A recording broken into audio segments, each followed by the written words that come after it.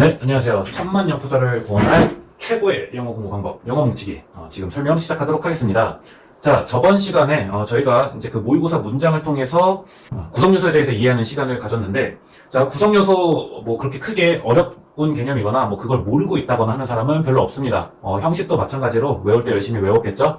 물론 이제 형식은 헷갈려 하는 사람이 많기는 합니다만, 어쨌든 이게 엄청나게 어려운 개념이라거나, 이해하기 힘들다거나 복잡하다거나, 딱히 그러진 않습니다. 다만, 이것저것 외우기 시작하면 복잡해지기는 하죠.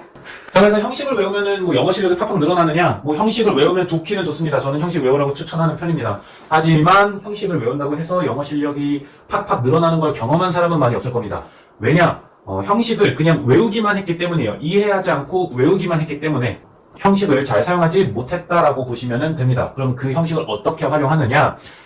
형식을 외워야만 형식을 활용할 수 있는 게 아니기는 합니다. 자, 물론 외우면 좀 더 활용하는 게 훨씬 더 쉬워지기는 해요. 다만 일단 형식이라는 거를 여러분들이 정확하게 이해하기 전에 구성 요소를 알고 있어야 됩니다. 구성 요소. 구성 요소라는 건 사실 뭐 그렇게 어렵지 않아요. 주어, 서술어, 목적어, 보어, 수식어. 이거 초등학생들한테 물어봐도 전부 다 대답을 합니다. 주어가 뭐냐? 뭐 문장의 주인공이요, 주체요. 서술어가 뭐냐? 동사요. 뭐 목적어부터는 사실 좀 헷갈려 하기는 해요. 목적어가 뭐냐? 뭐 목적을 나타내는 거요. 이건 틀린 거고. 대상이요. 네, 대상 맞습니다. 근데 대상이 뭔지 정확하게 이해하는 경우가 없어요. 보어가 뭐냐? 뭐 주어를 보충 설명해 주는 거요. 목적어를 보충 설명해 주는 거요.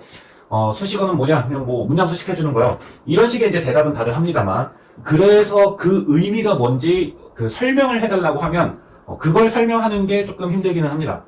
자, 일단 주어라는 건 주인공 맞습니다. 그 다음에 주체 맞아요.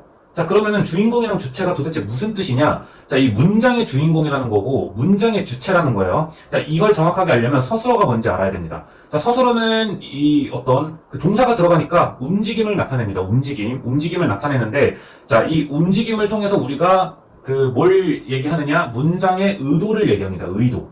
아시겠죠? 이 동사가 들어가야만, 움직임이 들어가야만 의도를 전달할 수 있다라고 생각을 하시면 돼요. 뭐 명사 하나로, 주어 하나로 의도를 전달하는 경우는 그렇게 많지 않습니다. 그냥 질문에 대해서 단답을 얘기할 때 정도나 의도를 전달할 수 있는 거지, 반드시 동사가 들어가야만 합니다. 뭐 제가 이제 간단하게 얘기하기 위해서 움직임이라고만 얘기를 하는데, 정확하게 얘기하면은 눈에 보이는 움직임 동작, 눈에 보이지 않는 움직임 상태, 자, 요런 것들을 얘기한다라고 보시면 돼요. 그래서 이게 문장 안에 들어가 있어야만 우리가 원하는 의도를 전달할 수 있다라고 생각을 하시면 돼요. 자, 그럼 다시 돌아가서 주인공이라는 게 뭐냐? 이 움직임을 하는 애가 주어여야 합니다. 이 움직임을 하는 애, 그게 이제 주인공이고 주체인 거죠. 내가 뭐 예를 들어서 이제 감정에 관련된 뭐 상태죠. 감정에 관련된 거 like 좋아한다. 그러면은 누가 좋아하냐? 누가 좋아하는 거냐를 얘기를 해줘야 됩니다. 그 다음에 이제 뭐 동작 같은 경우는 예를 들어 run 같은 게 있겠죠. 달리다. 누가 달리는 거냐? 그걸 나타내는 게 주인공이자 주체다. 자, 이렇게 얘기하면 쉽죠. 이걸 이제 영어 문장에 그대로 적용만 하면 됩니다. 조금 이따가 적용을 하는 거고. 자, 목적어는 뭐냐? 목적어는 보통 이제 대상이라고 하는데, 자, 이거는 정확하게는 이 대상이 있어야만 움직임이 완성되는 동사가 있고, 이 대상이 없어야만 움직임이 완성되는 동사가 있습니다. 자, 그게 무슨 뜻이냐? 예를 들어 좋아한다라고 쳐봅시다. like 좋아한다.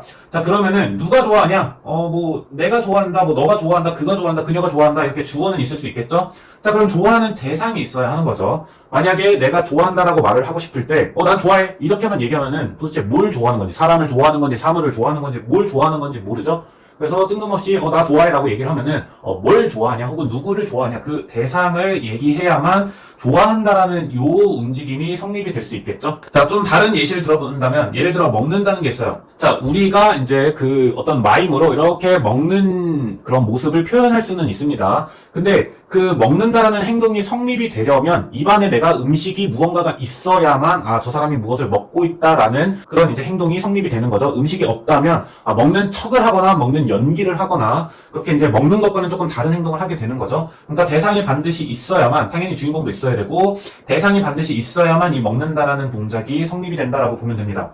자, 그와는 다르게 이 달린다라는 걸 보면은, 자, 뭐 내가 달리든 너가 달리든 그가 달리든 이제 달리는 주인공이랑 달리는 행동만 있으면은 그 달린다라는 이제 행동이 완성이 되는 거죠. 대상 같은 거 필요 없습니다.